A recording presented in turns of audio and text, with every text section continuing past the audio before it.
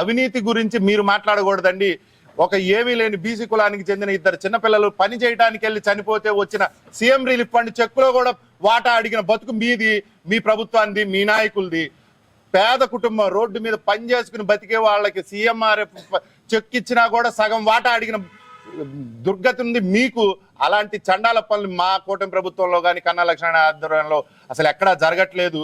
మీరు అవినీతి గురించి ఈ రోజు మాట్లాడుతున్నారు. పావులాకి అర్ధకి ఆ రోజు స్థలాలు కొని ఇంటి స్థలాల పేరుతో మీరు ఏ స్థాయికి అవినీతి చేశారో సత్తెనపల్లి నియోజకవర్గ ప్రజలు అందరూ గమనించారండి. అందరికీ తెలుసు కాబట్టి మీకు మొన్నటి ఎన్నికల్లో సరైన గుణపాఠం నేర్పించి పంపించారు.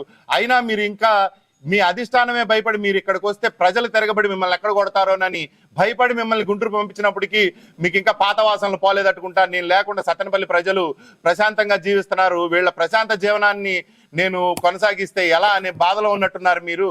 మీరు లేకపోయినా ఏమీ కాదు. కనీసం సత్తెనపల్లి భౌగోళిక పరిస్థితులు ఎలాంటివి అని తెలియని మీరు 5 ఏళ్ళు ఎమ్మెల్యేగా ఉంటాం మా కర్మ. ఈ రోజున మీరు వచ్చి సత్తెనపల్లిలో ఏ అభివృద్ధి కార్యక్రమాలు చేశారండి? ఎక్కడైనా ఒక శిలాపలకం వేశారా అంటే చెప్పుకోవడానికి కూడా దిక్కులేని మీరు వచ్చి ఈ రోజు సంవత్సరంలో సత్తెనపల్లి పట్టణంలో జరిగిన అభివృద్ధి కార్యక్రమాలు ప్రజలందరూ గమనిస్తానే ఉన్నారు. అవినీతి ఎవరు చేశారో, అభివృద్ధి ఎవరు చేశారో ప్రజలందరూ చూస్తానే ఉన్నారండి. కనబడతా ఉంది ప్రజల కళ్ళకి. మెయిన్ రోడ్డు ఈ రోజు ఎంత సర్వంగ సుందరంగా రెడీ అవుతా ఉంది. బస్ టెర్మినల్స్ కానీ అన్ని ప్రజలందరూ చూస్తానే ఉన్నారు.